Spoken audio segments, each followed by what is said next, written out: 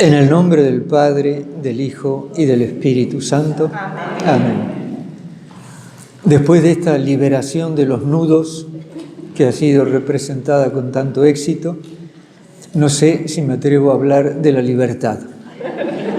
Entonces, Kili, por favor, con tu bendición, voy a hablar de la libertad. Y quiero tratar básicamente 3 puntos. Primero, ¿qué es? ¿Qué queremos decir cuando decimos libertad o soy libre o somos libres? En segundo lugar, el problema de los determinismos y los condicionamientos de nuestra libertad. Y en tercer lugar, un poco más cuestionable, una pedagogía de la libertad.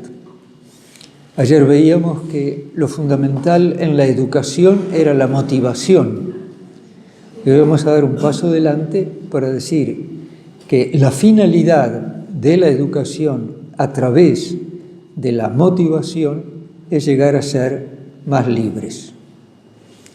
Esos serían los 3 puntos a tratar. ¿Qué es la libertad?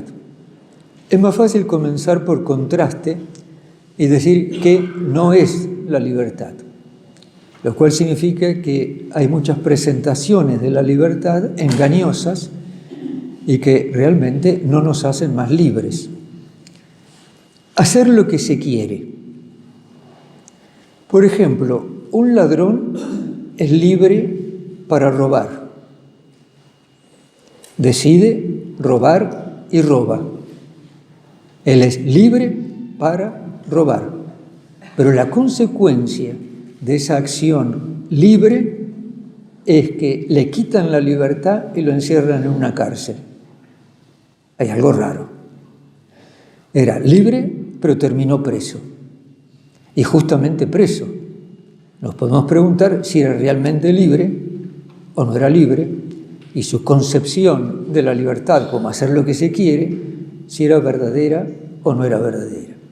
La respuesta es clara, no era verdadera. La libertad es un absoluto.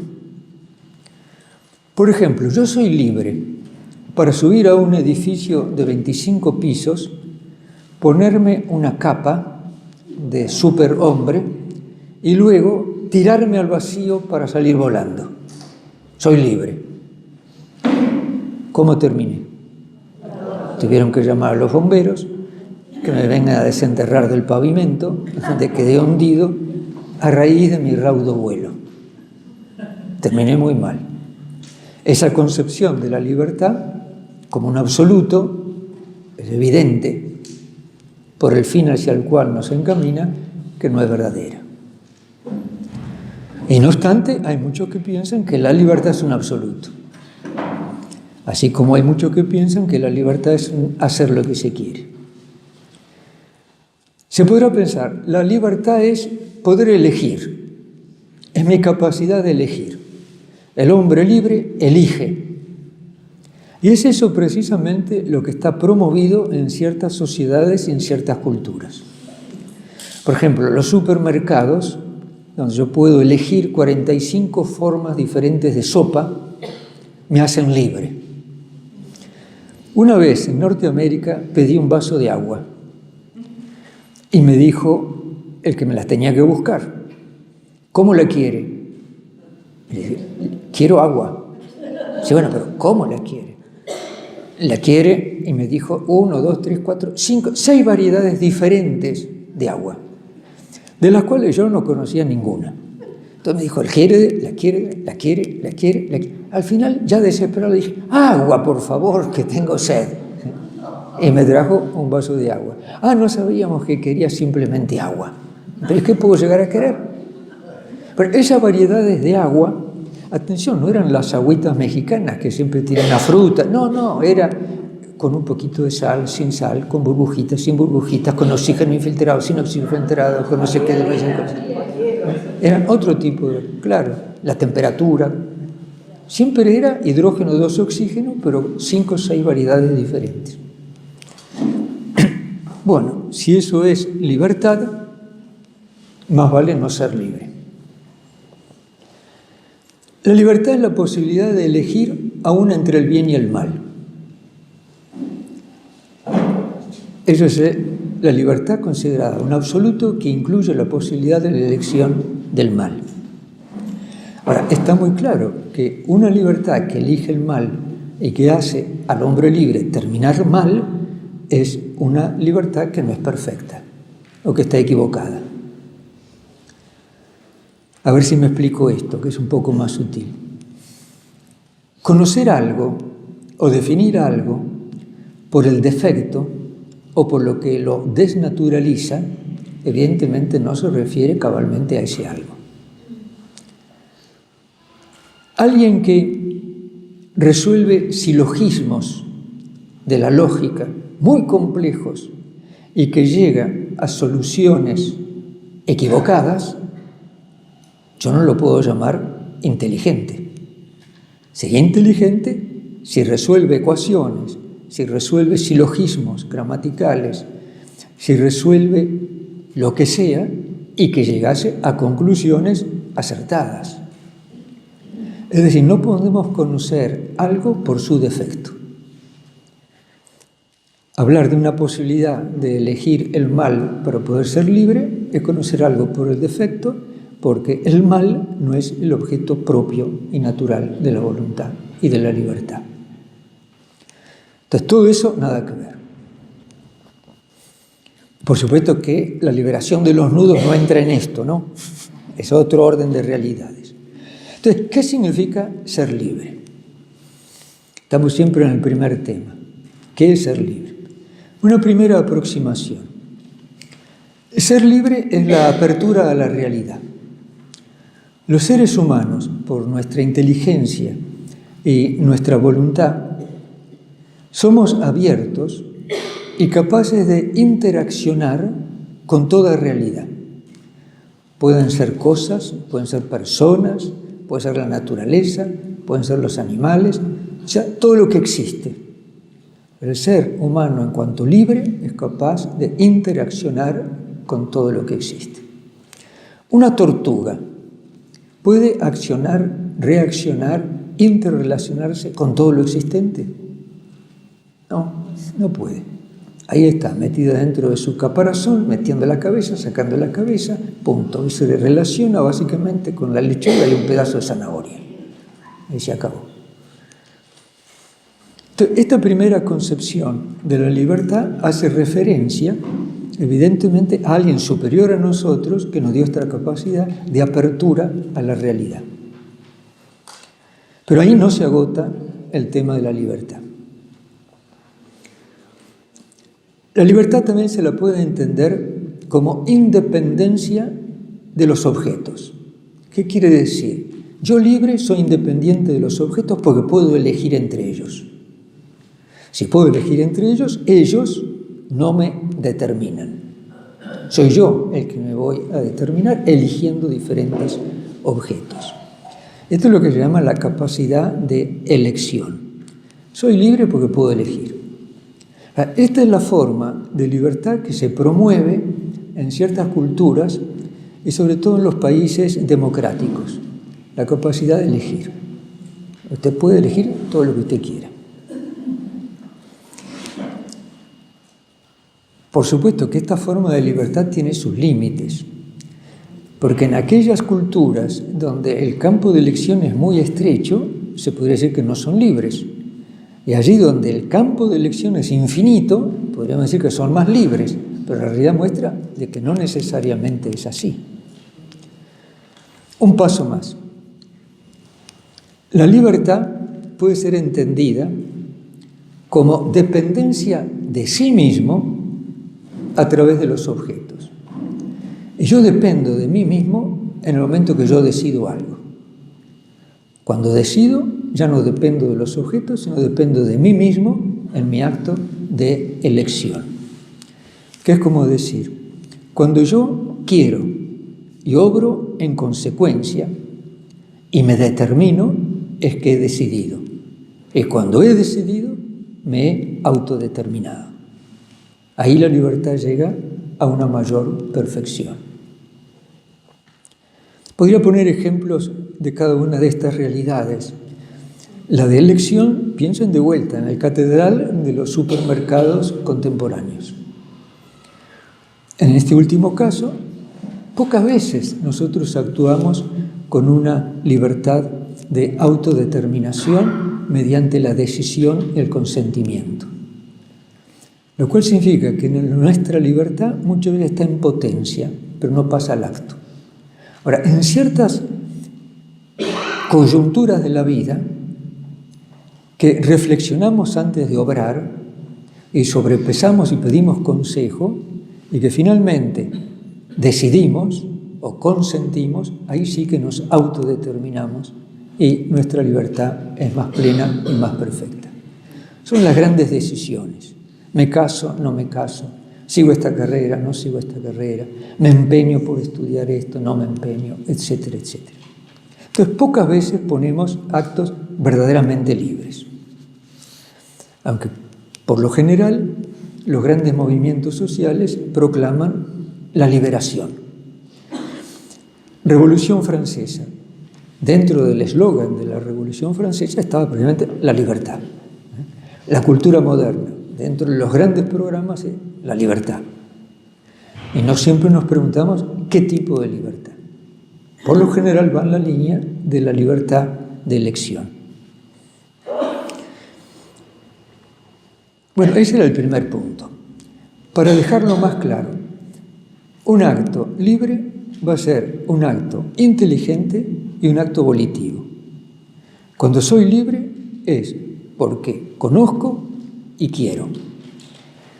Y he optado por la verdad y el bien. Eso es un acto naturalmente, quiere decir esencialmente, sustancialmente libre.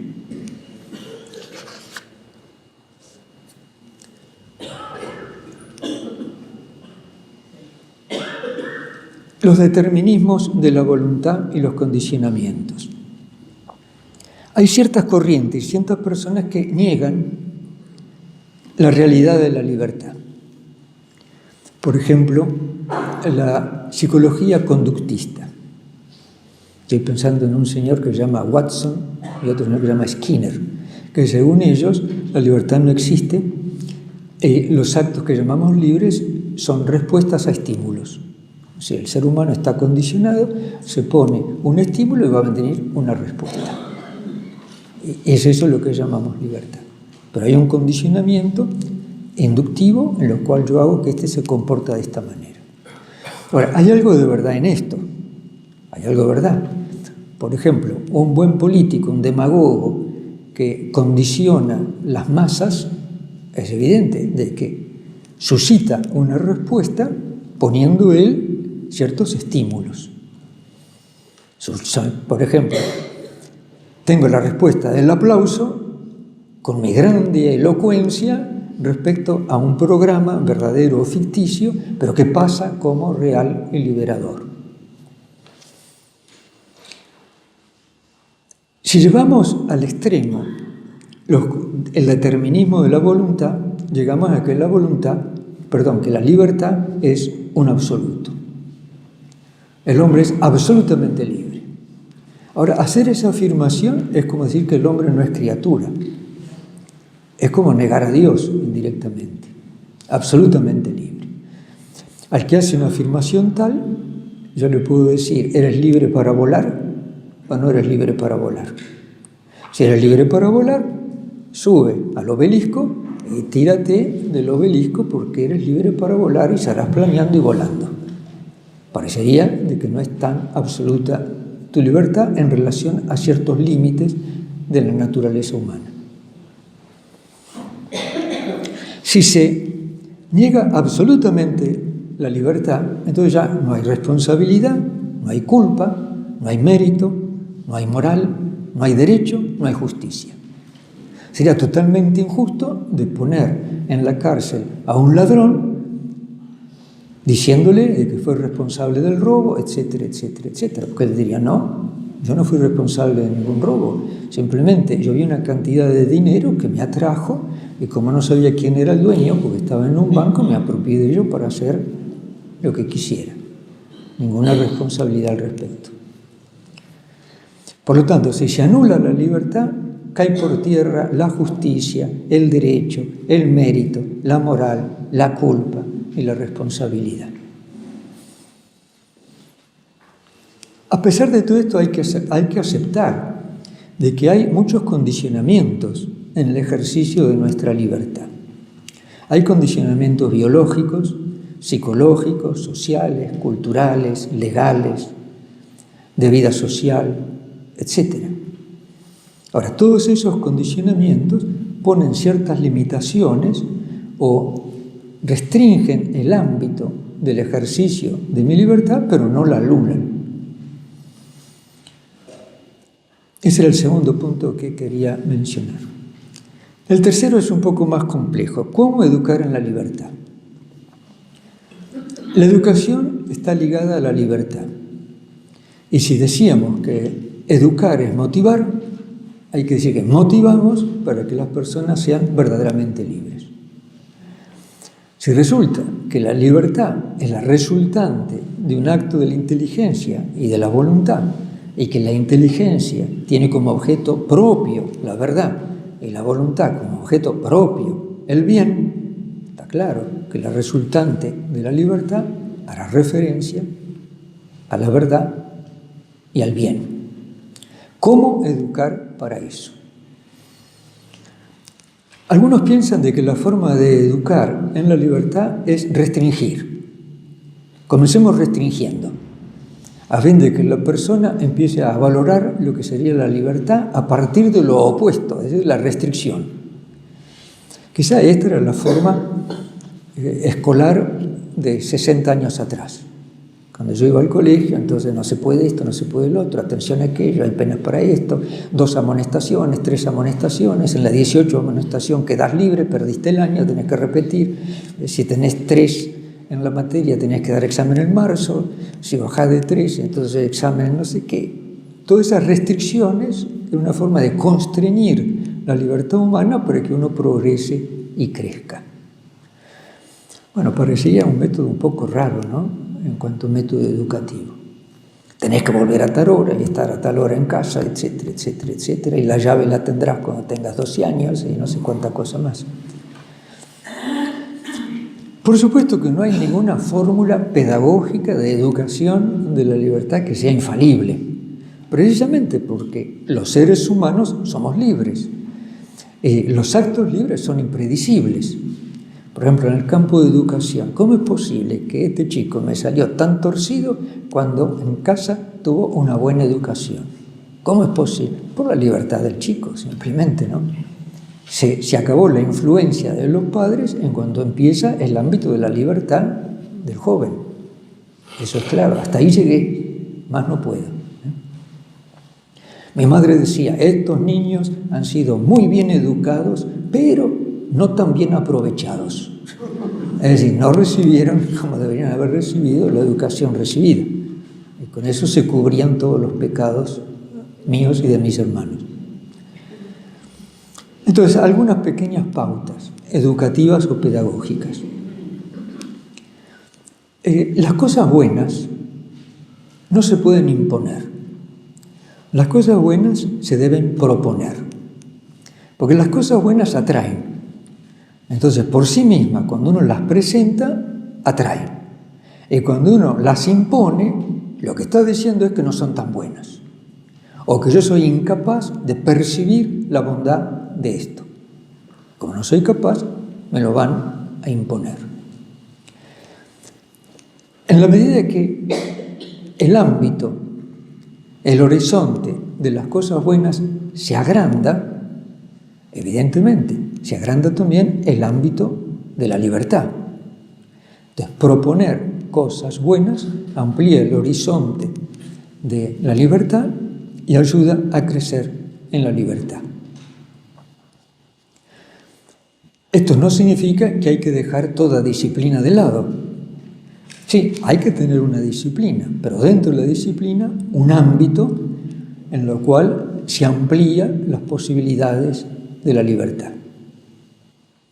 La segunda pauta pedagógica son los controles coercitivos. En mi época, letra con sangre entra. Letra con sangre entra. A ver, ponga los dedos así y el profesor con una varilla o una regla, 2 por 2, 4. 2 por 4, 8. 2 por 8, 17. ¡Paf! No, 16. Pues claro, con el dolor del varillazo recibido en la punta de los dedos, lo asociaste con 16 y la próxima vas a responder bien, ¿no? Bueno, yo no creo que letra con sangre entra. Letra con sangre no entra. Y finalmente mata. Cuando digo finalmente mata, al diablo con las reglas de cálculo, al diablo con la matemática, al diablo con las operaciones aritméticas, etc. Toda pedagogía que atenta contra la dignidad de la persona o es nociva, produce malos frutos, o es equivocada. Produce los frutos que no debe. Por lo general, los autoritarismos son hipernormativos. Cuanto más autoritario uno es, más trata de controlar, más normas, leyes, etc. dicta a fin de tener el control de la situación. Ahora, todo eso no es pedagógico. Que no haya que darle un buen cachetazo a un joven insolente que en el colegio le faltó el respeto a un profesor me parece perfecto. Yo sé, esto lo dije una vez en la Embajada Argentina en Roma y un grupo de señoras se desgarraron las vestiduras. Digo, me parece perfecto. Esto me recuerda una vez en 5º año, habíamos hecho algo contra un profesor y vino el padre X, que era el prefecto de disciplina, y preguntó qué pasó. Entonces uno dijo que este tipo era el profesor, este tipo yo no sé quién se cree que es, etcétera, etcétera. Y el cura salesiano dijo, ¿cómo? ¿Qué le dijiste? Lo mandé a... Y ¡paf! Le dio un sopapo tan bien dado que aún lo que estábamos de acuerdo y en desacuerdo con el profesor y que estábamos en el complot, nos pareció qué bien hecho. Qué buen cachetazo que le dio, ¿no? Sonó hasta por los pasillos, ¿no?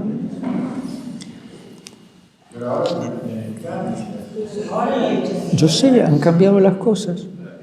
Sí, han cambiado. Y por eso se desgarraron las vestiduras las personas que oyeron lo que yo dije. Por eso mismo. Todo con límites. Fue un cachetazo de derecha, no de derecha y de revés. Y fue uno, pero bien dado. La posibilidad de opciones. Opciones. Dentro de un marco normativo ha de haber espacio para opciones libres y personales. Por lo general, en nuestra educación hay un currículum que hay que seguir y el campo de opciones es ínfimo. Si yo quiero ser tal cosa, tengo que estudiar una cantidad de otras cosas que ni me interesan ni me parece que vienen al caso. Pero no me puedo recibir si no sigo todo el currículum. Las opciones son ínfimas. En otros sistemas educativos hay mucha mayor posibilidad de opción. Si no tomas esto, puedes tomar aquello, etc. El tema de la responsabilidad. ¿Cómo ayudamos a alguien a crecer en responsabilidad? Bueno, primero de todo, delegando funciones, dándole atribuciones de las cuales las personas tendrán que dar cuenta. Ser responsable es dar cuenta de aquello que me han encomendado. Entonces, en la medida en que me dan funciones o autoridad, me hacen responsable y la posibilidad de crecer en libertad. Porque la responsabilidad hace cuentas del ejercicio de mi libertad. El tema de la autoridad delegada en cualquier ámbito, en la familia, hablo de mi caso en el monasterio, en la sociedad, la subsidiariedad, ¿no? Una instancia superior no interviene cuando puede resolver la situación una instancia inferior. El padre de familia no interviene cuando la madre de familia puede resolver esta situación con sus hijos, y así. Puede intervenir el hermano mayor, no hace falta que intervengan los padres cuando esta situación se resuelve a este otro nivel. Bueno, toda esa delegación de responsabilidades y de autoridades fomenta la responsabilidad y, en consecuencia, la libertad. Ahora viene el tema más crucial, es el tema de la aceptación de riesgos. Hay riesgos que pueden ser corregidos y hay otros riesgos que son irreversibles. Una vez que uno se arriesgó y falló, no se puede volver atrás, el daño está hecho. Ahora, la aceptación de riesgos corregibles es una forma pedagógica de hacer crecer en libertad. Nene, no metas el dedo en el enchufe. Me lo dijeron cuando yo tenía 3 años. Y en cuanto escuché, no metas el dedo en el enchufe, yo dije, ¿qué tendrá el enchufe para que me digan que yo no meta los dedos? En cuanto se fue mamá, yo metí los dedos en el enchufe. Me dio una patada que mejor ni hablar, ¿no? No me mató. Es decir, era un riesgo corregible, pero me curé de espanto. Nunca más en mi vida volví a poner los dedos en un enchufe. Hay un cuento de la pedagogía de los monjes del desierto que ilustra bien este tema. Un monjecito joven que le dijo al superior de su comunidad, voy a cruzar el desierto para ir a ver a un gran ermitaño que está cerca de Alejandrina, pero tengo que cruzar todo el desierto. Son más o menos 2 días y medio de marcha. Entonces el anciano dijo, mira, yo te aconsejo, primero que lleves agua, y segundo, que no vayas a pie, sino que te consigas un burro. Y andá con el burrito y llévate agua para 2 días y medio. Entonces el joven dijo, no, pero padre, ¿cómo usted me aconseja a mí eso? Yo toda mi vida he marchado a pie. Además, yo confío en la providencia divina. Ya Dios mandará un ángel del desierto que me dará el agua que precisaré. ¿Cómo yo voy a faltar mi confianza al Señor? Llévate el burro y lleva el agua para 2 días. Acordate lo que te digo. No, padre, yo soy un hombre de confianza. Yo dependo de la providencia divina. Me extraña mucho que usted me dé esos consejos tan pedisecuos. ¿Tan qué? Pedisecuos. El hombre que va de a pie, vulgarmente. Me extraña. Bueno, haz lo que quieras. Haz lo que quieras. Y salió el monjecito, pim, pim, pim, pim, para atravesar el desierto. A las 2, 3, 4, 5 horas de la salida, este superior lo llamó a otro monje y dijo, mira, arreglá un asno, carga unas cuantas cantimploras de agua, etcétera, y sal en tal dirección. ¿Y qué tengo que hacer? No te preocupes, te vas a dar cuenta de lo que tenés que hacer después de 4 o 5 horas de marcha, ¿no? Salió este segundo con su burro, con sus cantimploras de agua, etcétera, y a las 4 o 5 horas encontró un tipo tirado en la arena, boca arriba, jadeando. Y ya supo lo que tenía que hacer. Primero le dio de beber, luego lo agarró, lo cruzó encima del burro y lo trajo de vuelta para casa. Y se acabó la historia. Querido, aprendiste que para cruzar el desierto e ir a tal lugar tenés que llevar agua y te conviene ir en un burro. Evidentemente había aprendido la lección, ¿no? Entonces el tema de los riesgos es importante. En una sociedad en la cual todo se prevé y se trata de evitar cualquier mal, la vacuna para tal... No estoy contra las vacunas, no estoy contra... Pero la vacuna para tal cosa, y tal otra cosa para esto, y la caducidad de los productos. Ah, no, fíjate que acá dice 28 de febrero es caduco el yogur, entonces no lo podés comer porque hoy estamos a 29. Pues, todo ese tipo de prevención y demás, aparte de ser una soberana estupidez, y es en beneficio de quienes producen estos productos y ponen las caducidades, o los medicamentos, ¿no? Caduca tal fecha. Hoy se me pasó un día, la pastilla de la presión está pasada un día. Si resulta que me la tomo no me hace efecto, entonces me va a subir la presión y voy a tener una hemorragia cerebral y me voy a morir. Ah, no, yo no puedo, todo este frasco no lo puedo tomar, ¿no?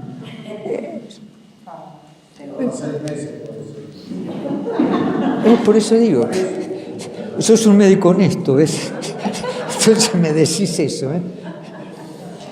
Bueno, todo ese tipo de montaje social en lo cual se tratan de evitar todo tipo de riesgo, ¿no? Y de control de tanta cosa, es evidente que no favorece para nada la libertad. Entonces, este es un tema delicado, el de la aceptación de los riesgos. El pedagogo que sabe aceptar riesgos que pueden llegar a ser corregibles en aquellos que están tratando de educar. Los padres a los hijos, los maestros en las escuelas, etcétera, etcétera, etcétera. Otra forma de educar en la libertad es corregir falsos conceptos. Hay conceptos que pecan por exceso. Soy absolutamente libre. No, no eres absolutamente libre. Yo soy una criatura libre, yo hago lo que se me da la gana. Bueno, estás confundiendo ganas con libertad. Son dos cosas diferentes. Las ganas no necesariamente hacen referencia a la verdad y al bien. Entonces, la corrección de concepciones falsas de la libertad es una forma de ayudar a crecer en la libertad. Y por último, el tema de las motivaciones. Hay motivaciones que vienen de fuera, hay motivaciones que vienen de dentro. Una motivación que viene de fuera, por lo general, es una motivación coercitiva, en la cual yo apremio a la persona desde afuera para que actúe de una manera determinada. Bueno, ese tipo de pedagogía, por lo general, no hace crecer en libertad. Hay motivaciones que vienen de dentro. En vez de apremiarlo desde fuera, lo hago pensar. Fíjate vos de que estas opciones que vas a tomar traerían estas consecuencias, seguramente se te ocurren otras consecuencias. ¿Por qué haces esta opción y no haces aquella otra opción? ¿No hay un bien mayor que podrías llegar a elegir? Bueno, cuando la persona empieza internamente a procesar antes de obrar, a lo mejor cambia su acto libre. O cambió el objetivo, o lo demoró, lo aplazó, etc. Todo eso, evidentemente, ayuda a crecer en libertad. ¿Quiénes son los grandes modelos de la libertad humana? Los grandes modelos... No, todavía no llegué a eso. Los grandes modelos son aquellos que se han sabido sobreponer a situaciones adversas, situaciones de coacción y a situaciones de dolor, optando por el bien en la verdad. Esos son los grandes modelos. Ahora, dentro del cristianismo hay algunos que han sabido optar, adherirse fielmente al bien y a la verdad, a pesar de la coacción, a pesar de las circunstancias adversas y a pesar, en algunos casos, hasta de la tortura.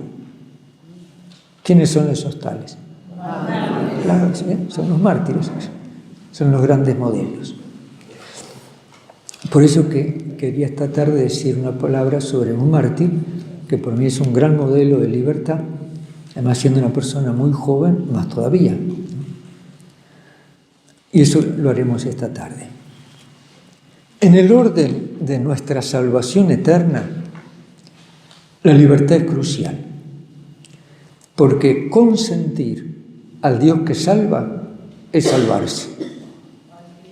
Consentir, decir sí a Dios que nos salva, es salvarse. Y ese consentimiento va a significar un acto de fe. Consentir es salvarse. Y resulta que amar es consentir. El que ama en la verdad y el bien, consiente. Y finalmente es eso lo que nos libera. Más allá de los trucos de la soga, lo que nos libera es el consentimiento perseverante en la verdad y en el bien. Y esos son las personas realmente libres. Y vuelvo a repetir, si han seguido consintiendo a pesar de la adversidad, a pesar de la coacción o exhortación o de la tortura, tanto más son modelos de la libertad. Hay algunas preguntas por si alguien las quiere trabajar, no sé si se van a tratar, serían estas.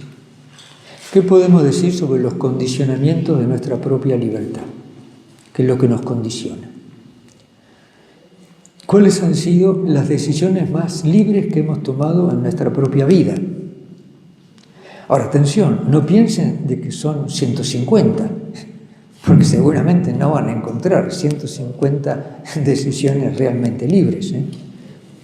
Si yo miro hacia atrás, 76 años de vida, ¿cuántas decisiones realmente libres en una opción por el bien en la verdad hecho en mi existencia, sin saber lo que va a continuar y que presupongo que he perseverado en ella hasta el momento presente? Digo, son pocas, solamente pocas.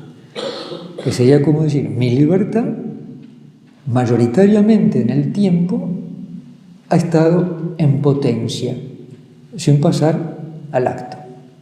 Hablo de decisiones cabales, realmente libres, y no hablo en decisiones que tenían como objetivo cosas banales, que podían ser o no ser. ¿Qué hago? ¿Voy o no voy? ¿Que no voy o no voy? ¿Qué importa si vas o no vas? Si vas no pasa nada, y si vas tampoco pasa nada. No me refiero a eso, sino donde uno compromete su propia existencia. He sido fiel en aquello a lo cual he consentido, en lo que depende de mí, no en lo que no depende de mí, en lo que depende de mí. He sido perseverante y fiel. Y por último, ¿cómo hemos sido educados en la libertad? Y cómo yo desearía, si me corresponde, educar a los demás en la libertad. Esas son algunas preguntas que podrían servir como disparadores.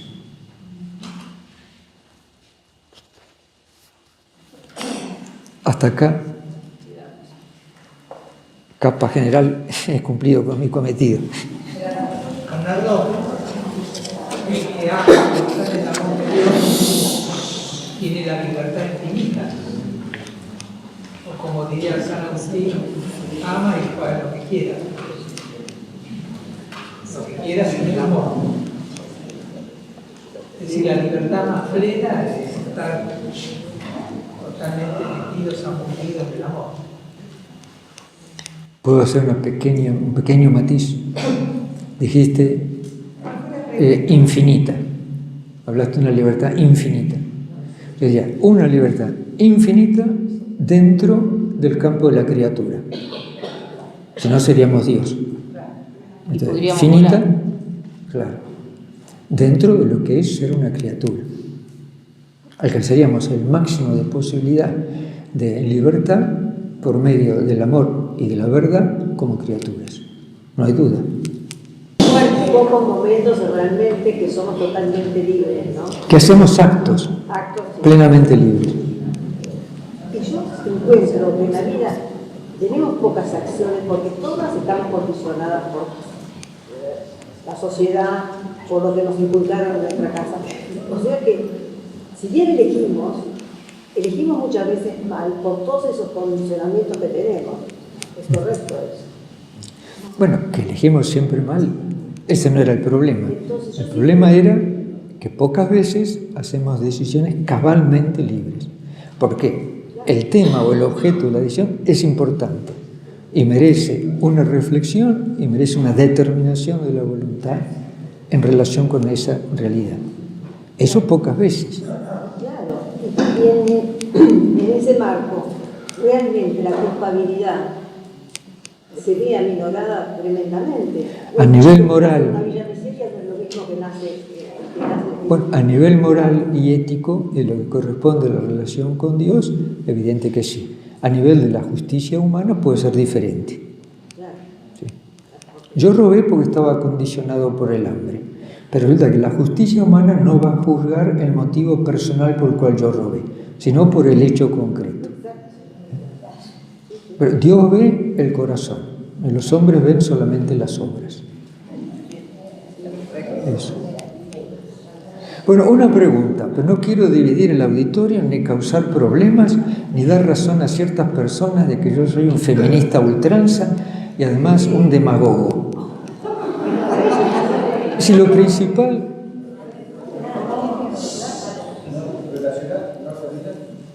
Si lo principal de la libertad no está en la elección, sino en la adhesión al objeto de mi decisión, ¿quién le parece que globalmente considerado son más libres, los varones o las mujeres. Las mujeres ni hablar, la chica, depende de la situación. Es decir, quienes se adhieren a aquello por lo cual han optado en una forma perseverante, varones o mujeres. Y quienes andan más como picaflores, este es un picaflor que no es ni macho ni hembra, ¿no? Como picaflores picoteando diferentes elecciones.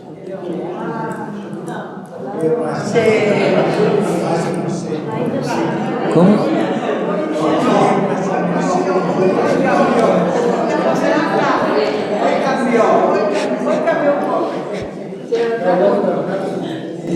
Ahora, pocas veces vivimos verdaderamente libres. Y otra vez nos sentimos poquísimas veces vivimos de la fe. Exacto. Exactamente. Claro. Exactamente. Es así. Y fíjense que hay un momento en la vida que es cercano a la muerte, en lo cual tenemos la posibilidad, ¿no?, de hacer un acto realmente libre y de vivir realmente en la fe. Me estoy muriendo, voy a ir hacia algo desconocido y que solamente lo conozco por haber dicho sí a algo que es revelado. En ese momento hago un acto de fe. No tengo otra evidencia que mostrar. Yo doy este paso y caigo en las manos de Dios. La fe. Y sí. Sí, exactamente. Exactamente. Y en esa circunstancia soy libre para decir sí o no. Ese es el acto más puro, terminal, posibilidad que nos brinda Dios para llegar a un acto de fe que realmente es tal y a un acto de libertad despojado de muchas otras motivaciones. Por suerte todo salió bastante bien, pero un día me preguntaron, ¿sos libre para contraer matrimonio? La pregunta de la vida. Sí. Bueno, eso fue un acto de fe. Matrimonio con el Señor que nos alimenta. ¿Cuántos años tenés de casado? 58. Muy bien. Muy bien.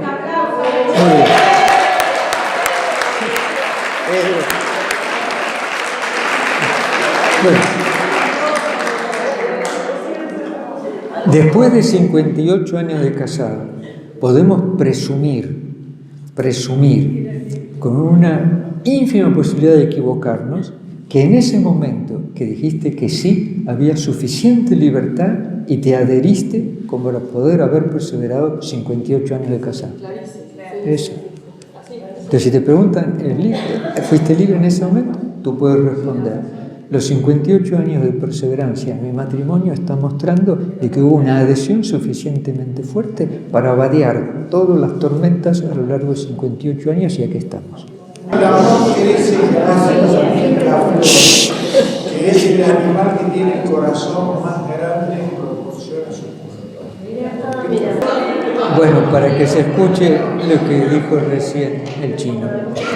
Yo había dicho de que hay ciertos varones que son como picaflores, van de flor en flor y no terminan adhiriéndose a nada. Entonces le acabo de decir que el picaflor es el animalito que en proporción a su cuerpo tiene el corazón más grande.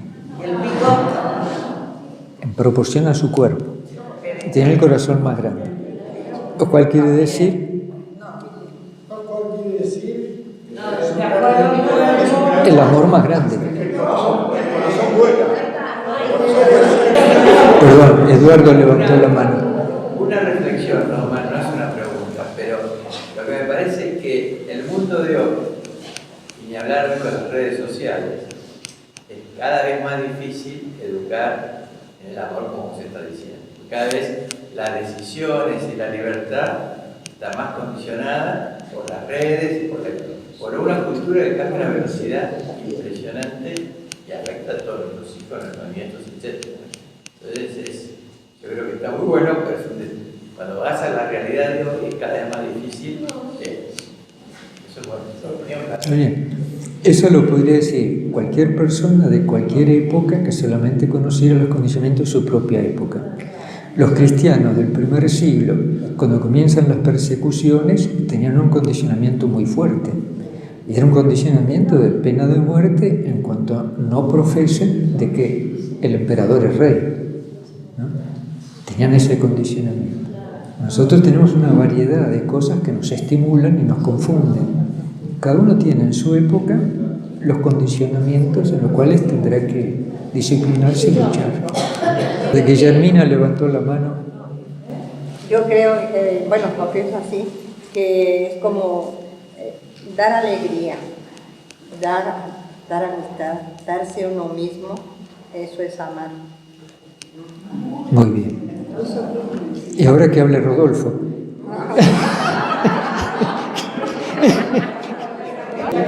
Perdón, José. No, hay ciertas cosas que son algo diferentes a la historia de la humanidad.